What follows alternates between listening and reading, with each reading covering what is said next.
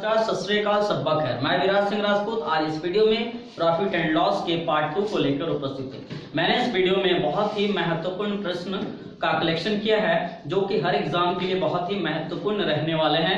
चलिए तो स्टार्ट करते हैं। आज का पहला question type number 6। Type number 6 में क्वेश्चन है, एक वस्तु के क्रय मूल्य का 170% लाभ होता है। यदि क्रय मूल्य में 20% की वृद्धि होती है लेकिन विक्रय मूल्य समान हो तो नया लाभ प्रतिशत कितना होगा। तो देखिए इस क्वेश्चन को कैसे सॉल्व किया जाए। एक तरफ मैंने यहाँ पर लिख दिया सीपी, इसको क्रय मूल्य कहते हैं, और यहाँ पर मैंने क्या लिख दिया प्रॉफिट, और यहाँ मैंने क्या लिख दिया एसपी। मान लीजिए शुरुआत में आपका जो क्रय मूल्य था वो 100 रुपया था, ठीक है। प्रॉफिट कितना हो रहा है 170 रुपया का प्रॉफिट हो रहा है, लिखा है ना 170%। तो 100 का 170% कितना होता है, तो 170 रुपया होता है। तो एसपी बताइए कितना होगा, दोनों को ऐड कर देंगे ना, ऐड कर देंगे तो कितना हो गया 270 रुपया क्या हो गया एसपी हो गया। चलिए ठीक है। अब क्या बोल रहा है, यदि क्रय मूल्य में 20% की वृद्धि हो जाए। पहले क्रय मूल्य कितना है जी 100, अब वृद्धि हो रहा है 20%, तो क्रय मूल्य में वृद्धि 20% का हो रहा है, तो नया क्रय मूल्य कितना हो गया 120%। अब प्रॉफिट कितना हो रहा है नहीं मालूम, लेकिन एसपी कितना है जितना पहले था। ये क्वेश्चंस में लिखा है कि एसपी कितना है जितना पहले था। तो पहले कितना है भाई 270 रुपया है। अब आप देख सकते हैं आपको निकालना क्या, ये वाला प्रॉफिट आपको फाइंड करना है। तो प्रॉफिट फाइंड करने के लिए फॉर्मूला क्या होता है भाई, इन दोनों का डिफरेंस निकालेंगे तो वो क्या निकालेगा प्रॉफिट। तो दोनों का डिफरेंस निकालेंगे तो देख लीजिए आपका कितना है 150 अपॉन नीचे का लिखते हैं सीपी। तो सीपी नया कितना है भाई 120 इंटू 100। परसेंटेज निकालने का यही फॉर्मूला होता है ना प्रॉफिट परसेंट निकालने का, प्रॉफिट बाय सीपी इंटू 100। तो चलिए मैंने ये कैंसिल कर दिया, 5 दिया 15 और 4 दिया 12, 25 चौक 100। अब गुना करेंगे 25 गुना 5 यानी कितना हो गया 125%। इस क्वेश्चन का आंसर हो गया। तो इस क्वेश्चन का देखिए मैंने कितना एकदम इजी वे में कंसेप्चुअली आपको सॉल्व करके दिखाया कि इस क्वेश्चन का आंसर 125% आंसर होगा। कोई फॉर्मूले का यूज नहीं करना है, बस कंसेप्ट को माइंड में रखना है। चलिए अगले क्वेश्चन की ओर बढ़ते हैं। अगला क्वेश्चन है टाइप नंबर 7। टाइप नंबर 7 में क्वेश्चन कुछ इस प्रकार है। क्वेश्चन क्या है, एक व्यक्ति ने 2 घड़ियां 1500 रुपए में खरीद कर एक को 12% लाभ पर तथा दूसरी को 18% लाभ पर बेचा, जिससे उसे कुल पर 15% लाभ हुआ। घड़ियों का अलग अलग क्रय मूल्य ज्ञात करें। देखिए ये यहाँ पर ना मिक्सचर एलिगेशन का कंसेप्ट आया। मैं बहुत ही जल्द मिक्सचर एलिगेशन भी आप लोगों के लिए लेकर आऊंगा। तो मिक्सचर एलिगेशन क्या कहता है ना, 3 वैल्यू होना चाहिए, तीनों एक ही चीज को रिप्रेजेंट करता हो, एक ही चीज के बारे में कहता हो। अगर प्रॉफिट है तो तीनों प्रॉफिट ही बोलेगा। तो यहाँ पर देखिए एक क्या हो रहा है ना कि 12% का लाभ हो रहा है, दूसरा 18% का लाभ हो रहा है, और दोनों घड़ी को मिलाकर कितना का लाभ हो रहा है वो 15% का लाभ हो रहा है। तो मिक्सचर एलिगेशन कंसेप्ट क्या कहता है, यहाँ पर एक वैल्यू बॉक्स बनाते हैं, यहाँ पर एक बॉक्स बनाते हैं और यहाँ पर एक बॉक्स बनाते हैं। अब ध्यान से सुनिएगा कि इन दोनों में ये ऐसा वैल्यू, इसमें कोई मिलावट नहीं है। तो आप देख सकते हैं पहला वाला कितना परसेंट लाभ हो रहा है 12% का, दूसरा वाला कितना लाभ हो रहा है 18% का। लेकिन जो 15% का लाभ हो रहा है ना, दोनों को मिलाकर लाभ हो रहा है, दोनों को मिलाकर कितना हो रहा है 15%। तो आप लिख सकते हैं इसको इससे माइनस के, इसको इससे माइनस के, तो ये क्या कहलाता है ना सीपी कहलाता है। ये भी क्या है आपका सीपी है। तो चलिए ये निकला 3:3 का रेशियो निकल गया यहाँ पर। तो ये अगर काटेंगे तो 1:1 हो गया। अब बताइए कुल सीपी कितना दिया हुआ है भाई, कुल सीपी कुल कॉस्ट प्राइस कितना दिया है 1500 रुपया।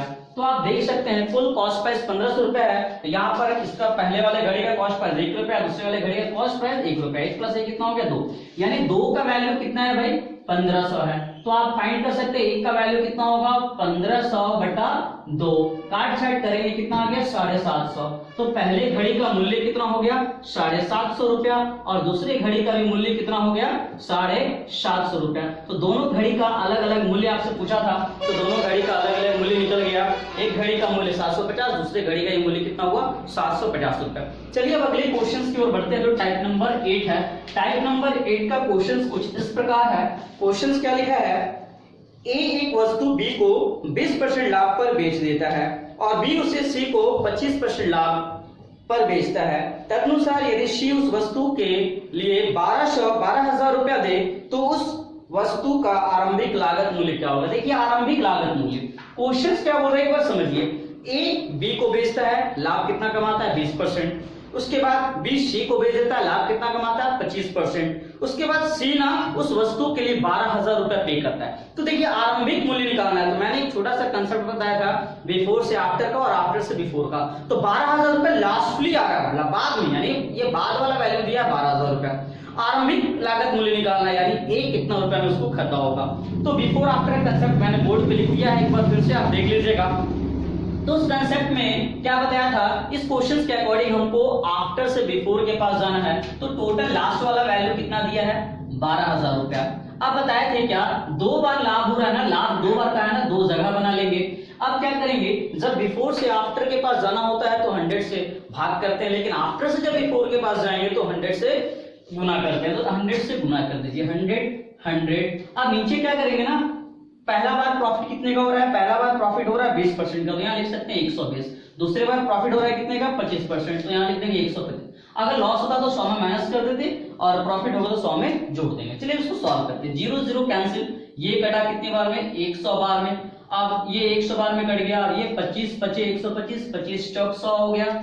फिर ये कटेगा 20 25 100, यानी देखिए गुना करेंगे तो लास्टली आपका निकल गया 4 दूनी 8, यानी 8,000 इस क्वेश्चन का आंसर हुआ। यानी आरंभिक लागत मूल्य कितना था, ये इसको कितने में खरीद कर लाया था, तो 8,000 रुपया में खरीद कर लाया था। चलिए अब अगले क्वेश्चन की ओर बढ़ते हैं। अगला क्वेश्चन कुछ इस प्रकार है, टाइप नंबर 9 का। एक व्यापारी 5 रुपए में 6 की दर से एक वस्तु खरीद कर 6 रुपए में 5 की दर से बेचता है, उसका लाभ प्रतिशत बताएं। देखिए इस क्वेश्चन को बनाने का बहुत ही अच्छा कंसेप्ट मैं दे रहा हूं। एक तरफ क्या लिखना है आपको, मनी लिखना है, और एक तरफ क्या लिखना है आपको, क्वांटिटी लिखना है, क्वांटिटी। अब देखिए इसको कितने इजी में सॉल्व करेंगे। पहला बार मनी कितना लिख रहा है 5 रुपया में 6 की दर से, यानी रुपया कितना दिया है 5 और क्वांटिटी कितना है 6 मिल रहा है। उसके बाद 6 रुपया में 5 की दर से, रुपया कितना दिया है 6 और कितना लिख रहे हैं 5 की दर से, इसको इससे गुना कीजिए। ये आपका सीपी कहलाता है और इधर ये आपका क्या कहलाएगा, एसपी कहलाएगा। तो देखिए जब इसको सॉल्व करेंगे ना तो 6 के 36 रुपया हो गया और 5 है 25 रुपया हो गया। इसका मतलब क्या हुआ, खरीदे हैं 36 में और बेच रहे हैं कितना में, बेच रहे हैं कितना में, तो आप देख सकते हैं 25 रुपया में। यानी कि खरीदे हैं इतना में और बेच रहे इतना में, यानी वस्तु में क्या होगा, उसका लाभ प्रतिशत पूछा है ना, तो 5 रुपया में 6 की दर से, ठीक है 6 की दर से वस्तु खरीद कर 6 रुपया में 5 की दर से बेचता है, तो उसका लाभ प्रतिशत बताए। तो 25 है 25, सॉरी इसको ऐसे करना है, इसको इससे गुना करके यहाँ पर 25 लिखना है, इसको इससे गुना करके यहाँ कितना लिखना है 36 लिखना है। अब देखिए खरीदे हैं कितना में 25 में और बेच रहे हैं कितना में 36 में, तो बताइए प्रॉफिट या लॉस हुआ, प्रॉफिट हुआ कितने का 11 का, कितना में 25 में, और गुना क्या करेंगे 100, यानी ये आपका क्या निकल रहा है भाई, प्रॉफिट परसेंट निकल रहा है। 25 चौक 100, 11 चौक 44% इस क्वेश्चन का आंसर हुआ। अब अगले क्वेश्चन को बढ़ते हैं। अगला क्वेश्चन टाइप नंबर 10 का है। क्वेश्चन कुछ इस प्रकार है, एक बेईमान